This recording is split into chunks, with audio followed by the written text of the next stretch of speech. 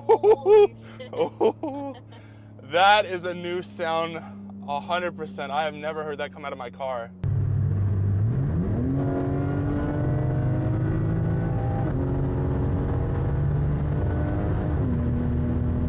This video is going to be a little bit longer, but it's packed full of great information that I think everyone should watch.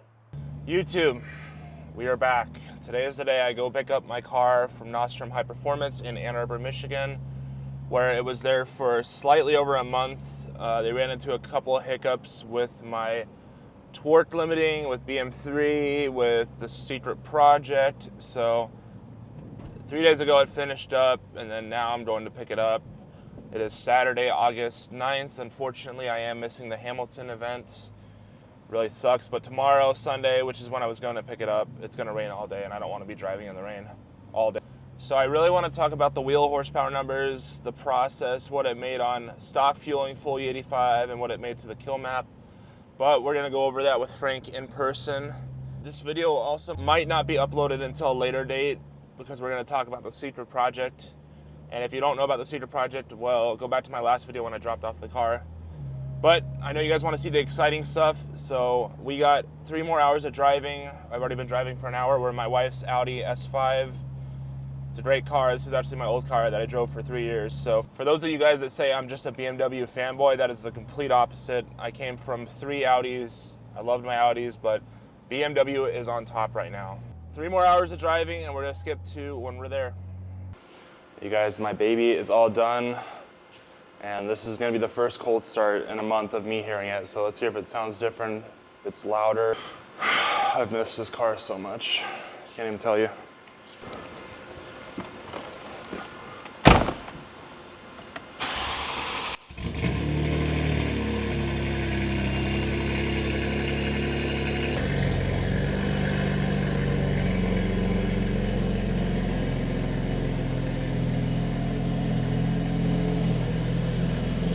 All right, guys, I am back with Frank. For those of you that don't know Frank, he is the GM over at Nostrum High Performance in Ann Arbor, Michigan. We just finished up the car, and we're going to go over the wheel horsepower numbers, the secret project, and a lot. So, starting off with how my car came in. On the car stock with no tune, made 467 wheel horsepower. Boot mode stage 2 on 93 made 553 wheel horsepower. And then the Nostrum fuel system on 93 made, drum roll please, 601 wheel horsepower. But that is not the kill map, so stay tuned. You want to talk about what went into this build real quick, and then hit them with that wheel horsepower number on the kill map? Yeah, so you came in already with downpipes and an intake. You came in already with the BM3. You were on a stage 2 map. You got upgraded with PRW's stage 2 low pressure pump. Yep. You have our S58 plus 26 injectors in here. Yep. And then you have a, you got a little something on the pump side as well. Yeah. Which is the secret project. Yeah, we tuned the car on BM3 and on E80, so pump E85, E80 measured, you made 752. 750 wheel horsepower on the kill map. And that was how many pounds of boost? Great, so at peak torque, Yeah. when you made a little over 700, you made about 708 foot-pounds of torque. You're at 26 PSI. And at peak power, where you made the 750 plus, you're at 32 PSI. Oh.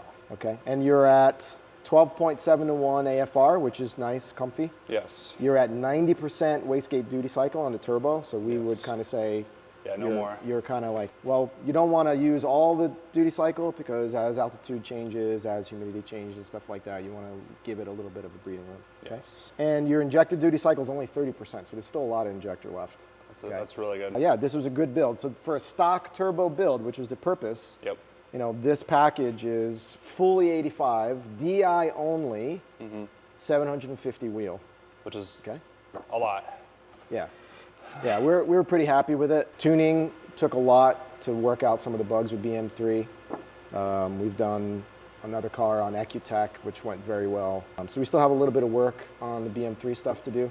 But overall, the guys are fairly happy with how this car came out.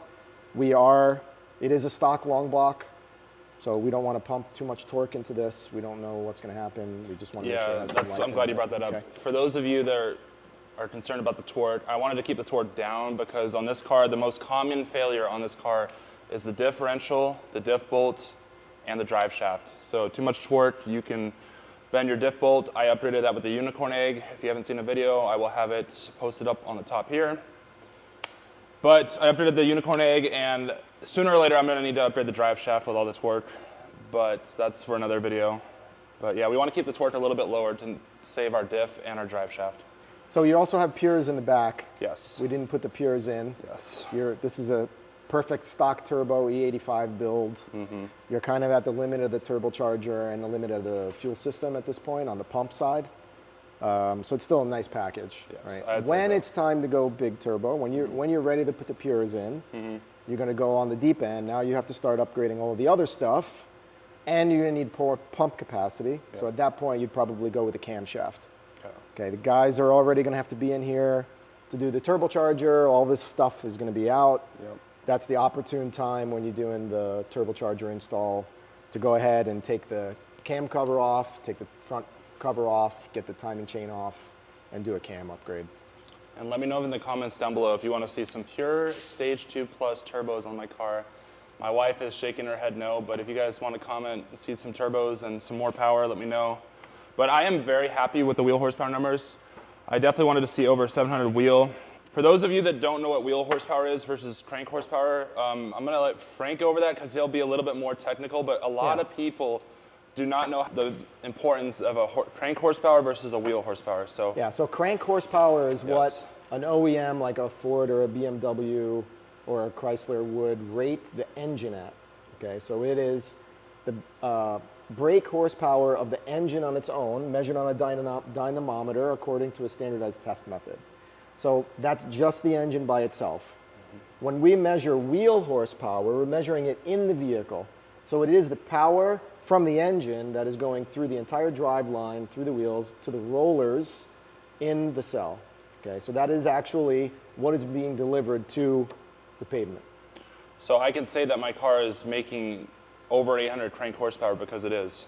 Probably. What would you say is the crank, give or take? Probably around 800 or 830? so. Yeah. Okay. I mean, but 750, I don't know what the efficiency rating is on this transmission. Yeah. I don't know what the losses are on the differential and the drive line and stuff like that. Yes. So, yeah. But 750 on the kill map to the wheels. Very happy with those numbers. And I cannot thank you enough for working with me again. Yeah. And I will leave their injectors linked in the description because I highly recommend you check that out. And we're going to talk briefly about DI. Right. So this is so what important. you're going to hear is, ooh, you need more boost. You should go to 36 or 38 PSI, okay? So very common today that there are supplemental PFI systems for these engines. And they work okay, they work pretty good. Yeah. Right? Your DI only 750 at a lower boost target than those guys. And the reason you're at a lower boost target, making very good power, is because DI is always going to be more efficient. DI only is always going to be more efficient in a DI engine. So the engine is designed to need the charge cooling, okay? There's two principal reasons why that works, okay? You can make the same power they make at a lower boost target, or you can make more at their boost target, right? And the reason is, number one, with a PFI system, you are displacing incoming air with fuel. So in this engine, all the air that's possible is getting crammed into that cylinder. Yep. But when you add PFI, you are displacing some of that air with fuel, okay? And that fuel now, step two, point number two, that fuel is vaporizing on the way to the combustion chamber. So PFI is vaporizing on its way. In some cases, depending on the timing, it's even vaporizing on surfaces like the valve, okay? Yep. When a fuel vaporizes, the state change takes heat with it. That's fundamental in a DI engine. So a DI engine, you're spraying fuel directly in cylinder. Charge cooling is critical. So in this engine, where you don't have PFI, the DI is doing all the charge cooling in cylinder.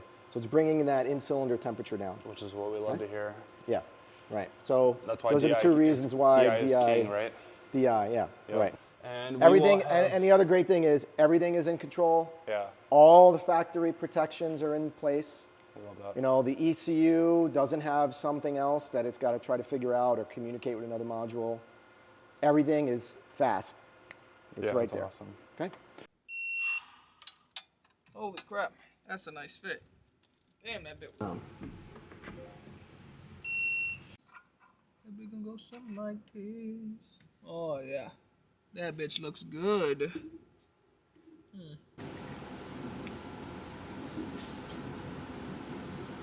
So these are piston pumps. So the piston is moving up and down and it's pumping fuel into the high pressure fuel rail for the injectors.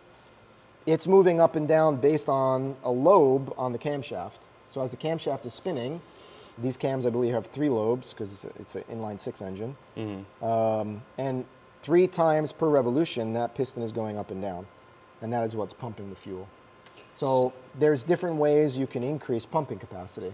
By changing a camshaft, what you're doing is you're changing the stroke. Okay, so the stroke is stroker, you think? how much, yeah, you're stroking the pump, basically. That's what you're doing. Yeah. And you'd be doing both pumps. All right. The anticipation is literally killing me, so I'm not going to let it completely finish warming up, but we're going to get some pulls in. Put it in an M1, not M2. And here we go. You don't know what's over the hill, so be careful. Oh my gosh. It might be on the kill map.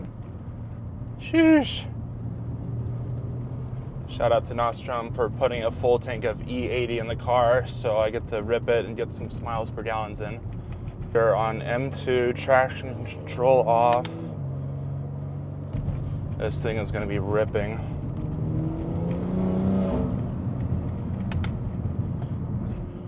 All right, so this is performed in Mexico. Yes, a BMW using a turn signal, I know. Crazy. They hold it tight. Yeah. Okay.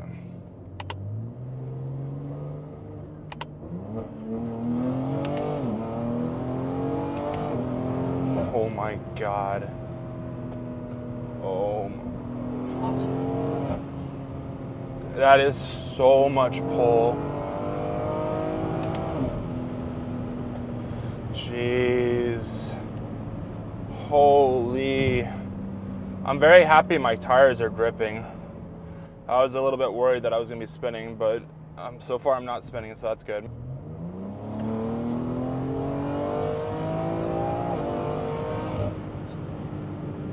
Yeah, this car is a freaking monster. And it's going to be drinking that E like water. Holy crap. My heart is racing right now.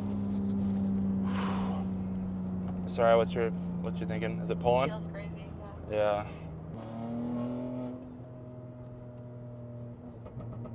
Holy shit. That is a new sound, 100%. I have never heard that come out of my car. Wow, that was crazy.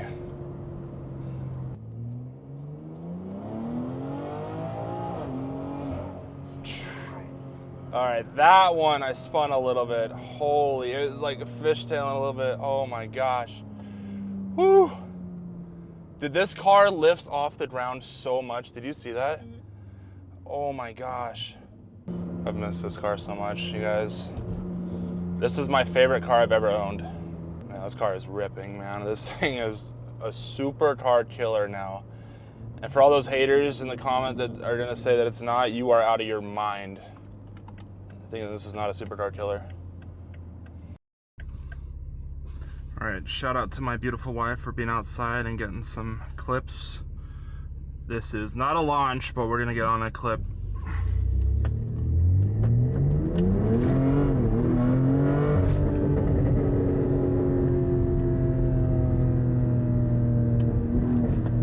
Yeah, I did that new exhaust sound that I haven't heard before.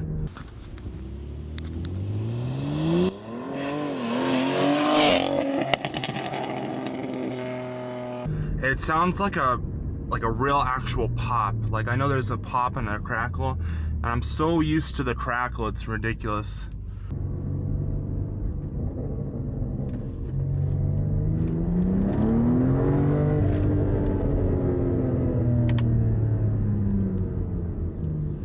Just giving it a little bit of sauce for you guys on the outside.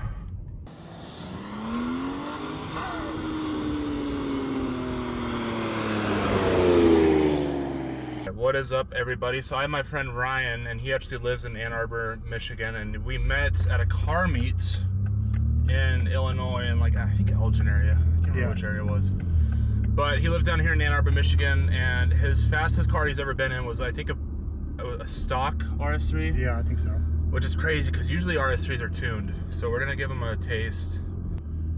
You ready? Yeah.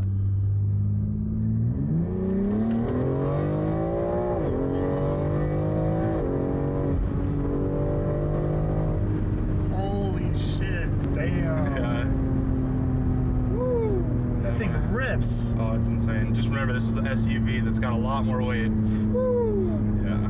That was like a bullet.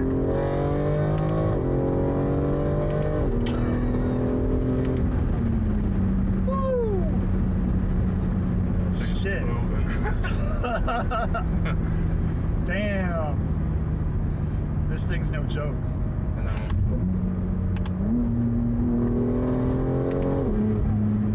Back of my seat. Yeah. Yeah. Not crazy? Hell yeah. This thing's awesome. This thing rips. That's why I love this car so much. Yeah.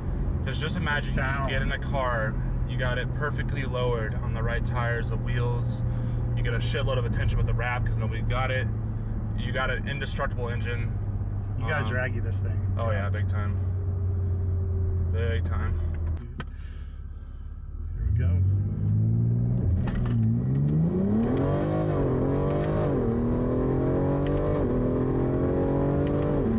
Squirrely. Hell yeah. Oh my god. Woo.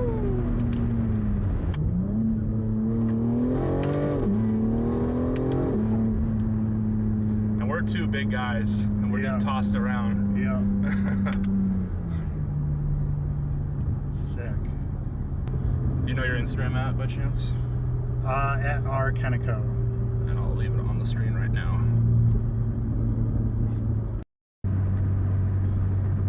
So it has been 100 miles on my way home from Ann Arbor to Chicagoland area. So I went the direct injection route with my car. You know, there's a lot of pros and cons for DI versus PI. I'm giving direct injection a try. I think it's going to work out in the long run, because my goal with this car was to not break any records and be like the world's fastest X3M. It was to be fast and keep it reliable at the end of the day. And this is exactly what I wanted. It's reliable because we're not pushing the turbos to the absolute max, but we are pushing them. You know, it's at 90% duty cycle. I'm wrapping this video up because it's a beautiful golden hour.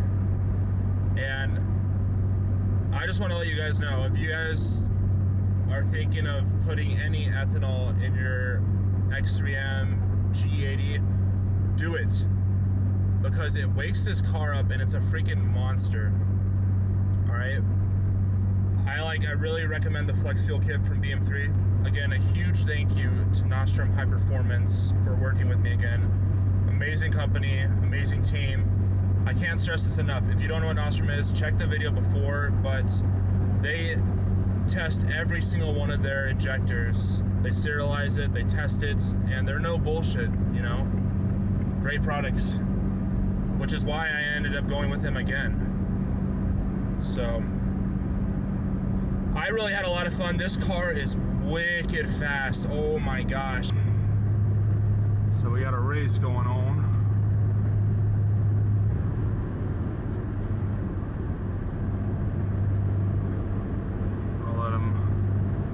That he's gonna pass me, but he's not.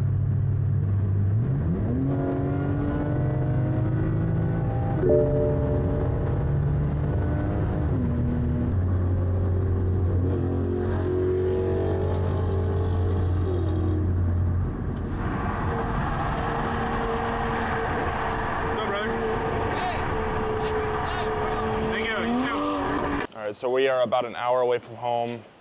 This car is drinking E85 like water. I had to stop and make sure I was good on E85, but yeah, we fueled up. I think I'm getting like 10 miles per gallon, so it's very low. And when I was racing, it was around 9 miles per gallon. It was rough. And then the most I saw on conservative driving cruise control set was 12 miles per gallon. So if you want the most miles per gallon, is this tune, E85 is not for you. But my God, miles per gallon, let's talk about that. This car rips, it's insane. Man, I can't tell you enough, this car is a riot. All right, you guys, where have I been? Where has this car been? And where has the update on this car been? Well, we ran into a pretty big issue, and I'm gonna go over that right now. So the day I got this car back from Nostrum, when I was driving it in Ann Arbor, Michigan, it was driving great. From when I picked it up to the drive home, which was 4 hours, I got off the freeway, I got a drivetrain malfunction light, the car was running like absolute crap. I heard a sound. I'm gonna insert that right now.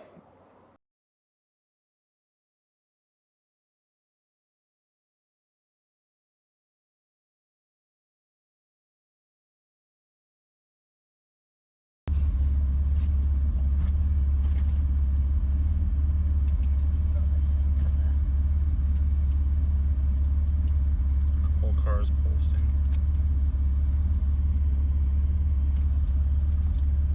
As you could tell, that car was running a little rough. So I quickly got it home from the gas station and then just updated Frank with what was going on. So I cleared the codes. The idling was awful. It was like, it felt like I was in a cam cart where it was like jerking back and forth. Only at idle and really bad when I was in reverse. The car would go into limp mode when I was going in reverse. So obviously I knew something was up. I sent in probably 30 plus logs to my tuner. We did a lot of revisions. We fixed some stuff, we got it better, but in the end it was not great. So what were the codes? One was a cylinder 4 misfire, along a couple other ones. Let me just throw this out there. Whenever you get a code for your car, especially on the X3M platform or X5M platform, chances are the codes are probably not wrong.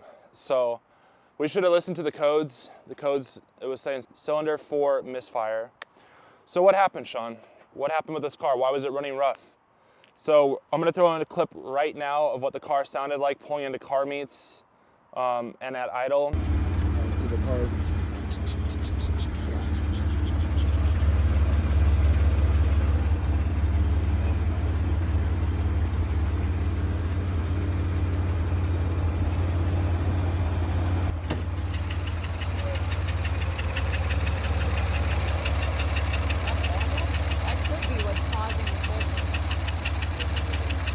So I thought it was just a loud, direct injection system, because keep in mind we have upgraded high pressure fuel pump, bitter injectors, and a bitter low pressure fuel pump upgrade.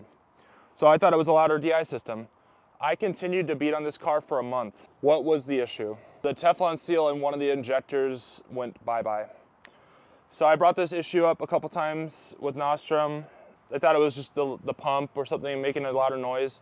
But until I took my professional mics to each cylinder while the car was running, like, okay, let's bring it in. So then the car got towed back to Ann Arbor, Michigan, which is 4 hours away from me. They took a deep dive into it. It turns out the Teflon seal, it was not sealed correctly using the right tool. So the right tool matters so much in these injectors because it was off by 0.8 millimeters. That's the size of a credit card. So as you can imagine, it was letting some air through, and that's why it sounded like a choo-choo train. I'll throw up a picture of the injector right now. It was toast, it was burnt, the seal evaporated. Don't know where that was. So this can cause a bunch of issues, from the spark to the fueling to the air. It was basically letting air escape, which is what that sound is that you're hearing. Well, Sean, you need to make sure the head's okay on the motor. You need to do all this and this. I had Nostrum scope out the entire engine, all the cylinder heads. Everything was great, no damage to the head. I don't know how, but we got it scoped out, it was great. So long story short, use the right tool. The one they were using was meant for GM, so GM motor cars, so like Corvettes and stuff. It matters so much what tool you use with those Teflon seals. We got a whole set of brand new injectors from Nostrum. They were super awesome. They worked with me, not a problem, not a hesitation. They're like, bring it in. We want to diagnose it. They took full responsibility for the issue. So they paid for the tow truck to come here, grab it all the way, bring it all the way back, diagnose it, put a brand new set of all new injectors in the car, and properly seal them with a $300 tool from FCP Euro, which is made for this car. Now that the car is back, I've had it for 5 days now. No more idling issues, no more engines, no more rough idle. Car runs great, it performs well. I want to put this out there, but while I was having that issue, which was really surprising, but the car never lost any power. It ran amazing. The performance was amazing, but the idle was really rough.